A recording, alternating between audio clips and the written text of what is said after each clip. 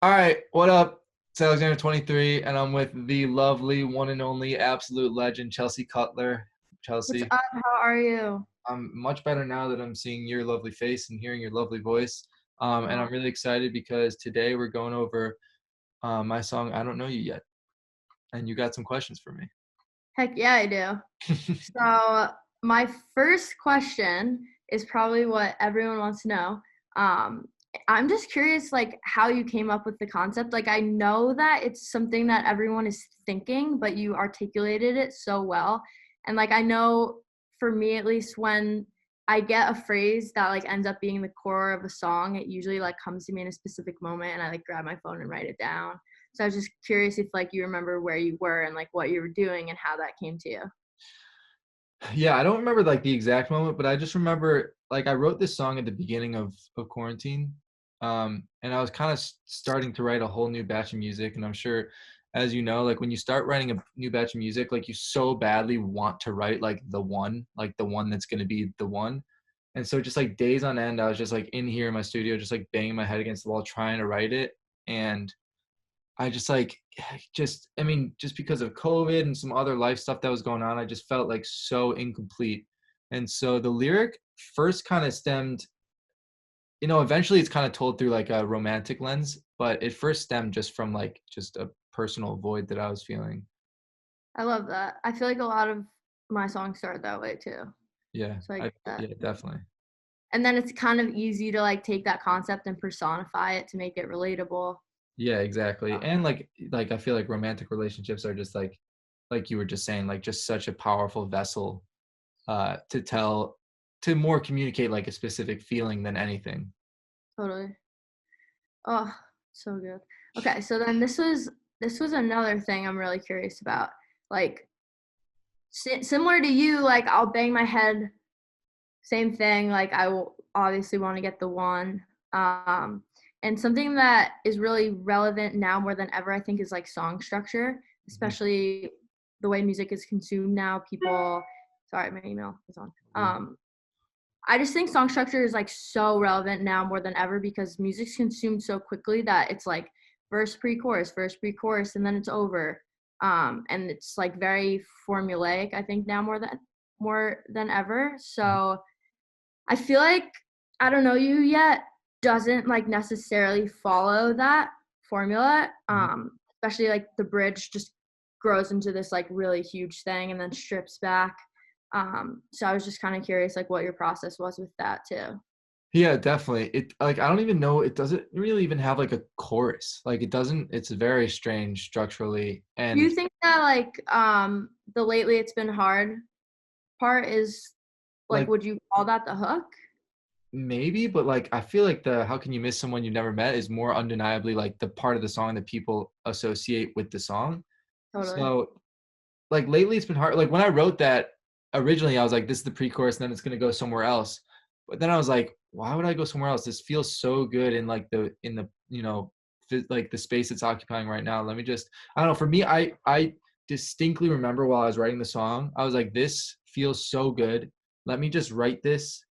Let me just get out of the way and let this song write itself. And then if I want to add something later, I'll add it later. But let me at least like see this through in its current form. And so that's Well, kind of I think where you get like the kind of wonky song structure. so when you think of it, do you even really like categorize it in your head into different like parts, or does it kind of feel just like one cohesive? I don't want to. It's not like a.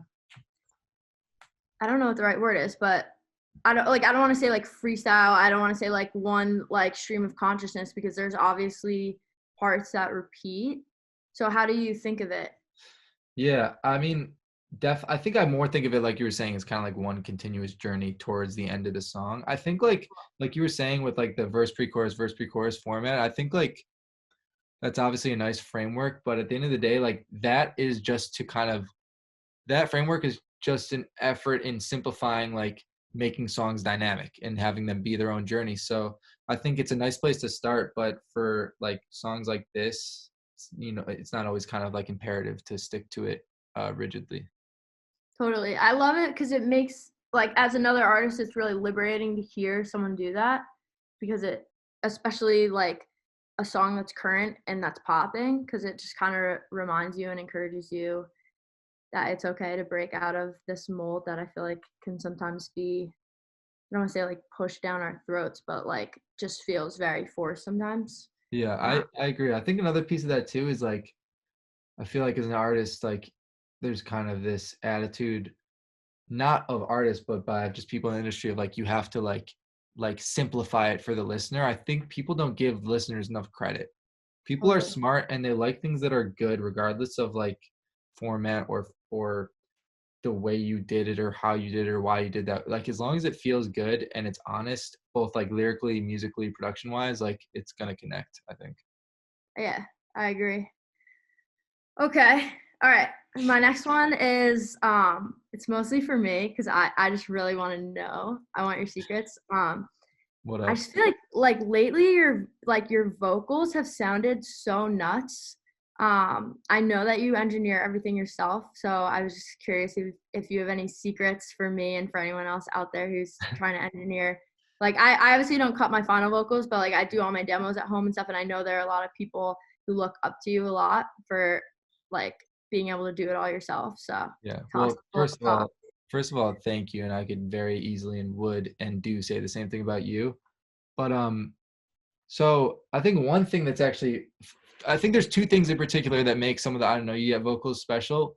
One is that I cut my vocals in Ableton, where as you know, there's no comping. Um and so I've never worked in Ableton. Do you do so everything in Ableton? everything. And I think it forces me to be a little bit more intentional about singing it because I know comping it is going to suck so much. So there's more pressure to like really, really nail like pitch, performance, tone, because I know if I don't, I'm going to have to go back and do it again. So it Wow. kind of gets me in a different headspace. And then, um, Can you comp between lines at least?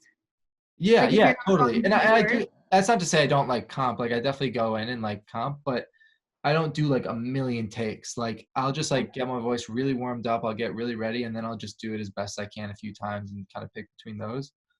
But for those high vocals that are like coming on like the lately it's been hard part. Oh Um my god, dude, it sounds like a choir. Like it sounds thank like you. it almost sounds like really ghostly and like haunting.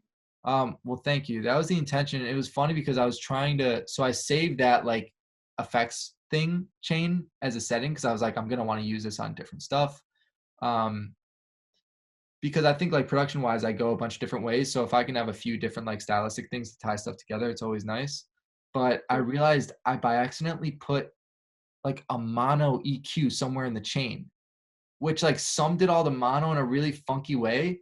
And I think that's kind of part of what makes it so special is that like I they all come, this is getting really nerdy, but like they all come in like super panned and wide and stuff.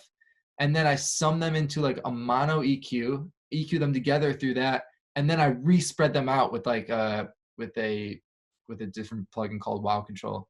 And I'm so sure. Alex, can you hear this at all? Yeah, he told me this and it blew my mind.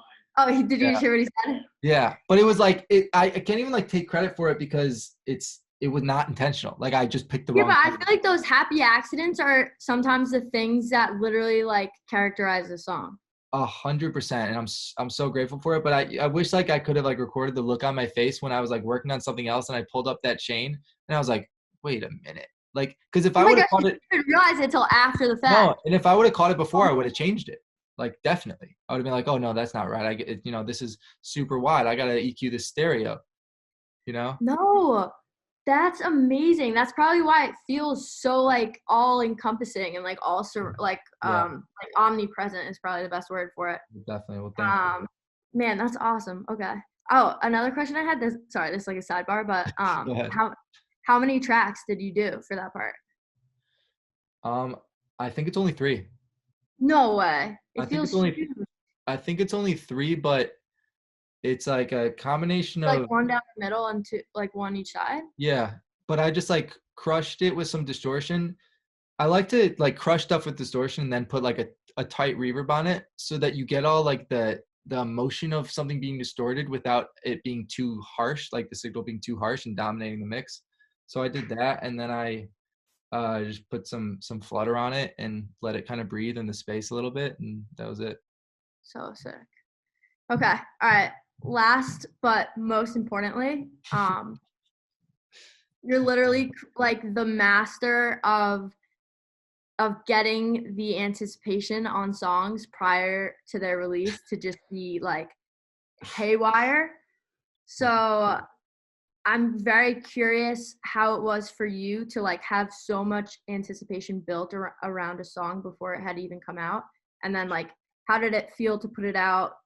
Obviously you got an incredible reaction to it. So I'm sure it was very like fulfilling, but I'm just curious because that is so unique to the time that we're in. Like Yeah, before certainly. TikTok, what medium did we really have to pump a song like that before it was even out? It didn't So, exist. Yeah, it was honestly insane because I wasn't even really on TikTok at the time.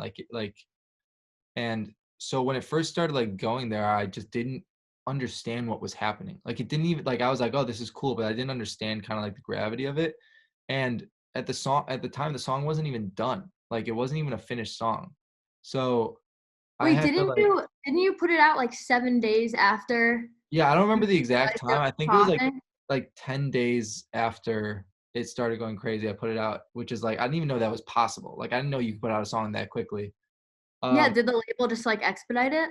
yeah, they just fucking sent it through. But like the final Amazing. like mix, like I ended up mixing the song myself with like the help of like my friend Yanni, who mixes all my music, and he's fucking incredible. And he actually made some key moves. I definitely can't take credit for mixing it, but like I don't know. I think for me, what stood out was like TikTok is this incredibly like visual app, right? And like the visual component's so big. And the original thing that started going was literally just like my notes section with like the song playing. Not even like Yeah, I literally remember it. I didn't even like do the captions on the screen of the words. Like you literally had to like listen to it only. There was nothing else. And so the fact that like people were connecting with it that strong on that medium in that way was like I was like, oh, like I don't know how this song is going to do, but at the very least, like real people are like really connecting to this in real time, which is cool. Right. And you're kind of having a similar experience right now, too. Yeah, hopefully it'll be a similar journey for sure. Is it like, okay, so this is a good time to ask you this question because you haven't seen like the full extent to which this, like how far the song is going to go. Hmm. So, like, how do you feel right now knowing that the hype prior to the release was so big? And you Um, kind of haven't seen like the gratification yet of it like manifesting. yeah, totally. But I mean, it is cool for like people to like, it's easy to like hear a song and be like, oh, that's cool. Like I'll listen to that when it comes out. But like the fact that like for literally like a month, people were hitting me every day, like, yo, you put this song out. Like, what are you doing? Like, so like to finally put it out in front for them to be like, thank you for putting this out, like is kind of a funny dynamic. But I'm grateful that people were willing to wait. It was obviously like a less quick turnaround. I'm talking about Carver Boys, by the way, for anyone watching this that didn't put that together. Um, I don't know. It remains to be seen. It's too early to tell if it's going to be like to that magnitude, but um, it's definitely an interesting process of people desiring a song before it comes out. Whereas like I feel like for both of us, for our entire like not only career in music but life listening to music, that's never been like possible. Totally. Yeah. I mean, even like, even massive artists, I feel like have never been like, even now with all the ways that they could tease music, they still don't. Like, I think that it's still like a really underutilized thing. And I don't know if maybe like when they're at that level of success, they don't really need to. Yeah, But my point is just like we grew up listening to obviously like take a massive artist like Coldplay. Like you didn't get to hear a teaser of the music before the album no dropped way. or before a Yeah, single dropped. And definitely not to like the extent of hearing like a whole minute TikTok or a 30-second TikTok. totally. Um, But I maybe you'd think get what's like cool a is 40, like but it definitely is like teasing music, and there's certainly like a strategic element to it. But a lot of it is also like you don't get to put out music that much. And so it's really nice to kind of like share what you're currently working on. Like I know as a music fan, like take John Mayer, for example, like the videos, like growing up watching him on YouTube, the videos of songs that like weren't released or like he did once at Hotel Cafe, like those are videos that I cherished and like watched a million times. So I think it's a really cool way of also like having a unique relationship with like your fans and the people who like your music and giving them Yeah, something, 100%. like It kind makes of people feel special like, to them. yeah, exactly. It makes them feel like super diehard and like very close to you. Do you know, you should look up a song after this if you don't know it, but 102 by Matty Healy. I don't think I've ever heard it, but I'm dying He's to hear it now. the frontman of the Of 1975, course, but yeah, yeah. like it was my junior year of high school. I think I found it on YouTube, and like I was by no means early to the game, but just like knowing that I had access to this unreleased 1975 song, and like I don't know, I felt like such a diehard fan, and like I know we all just like inherently love to feel like we're like the bigger fan or like we knew Of them first. course, So yeah. I mean, I feel that way with your music. You sent me a bunch of new music, and like I couldn't even help myself. I was with my sister and I was like, yeah, I have all the new Chelsea stuff. Like I you know have, what's you know. crazy too is I was literally just thinking like I'm so bored of everything I have on Spotify and I know so many artists, like why am I not like mass texting everyone like send me Yeah. your demos. Oh, I'll shamelessly ask people for their shit. Like, I gotta get I on feel like that. every time I see Jeremy's writing a song, I'm just like, just send it to me. I want to listen.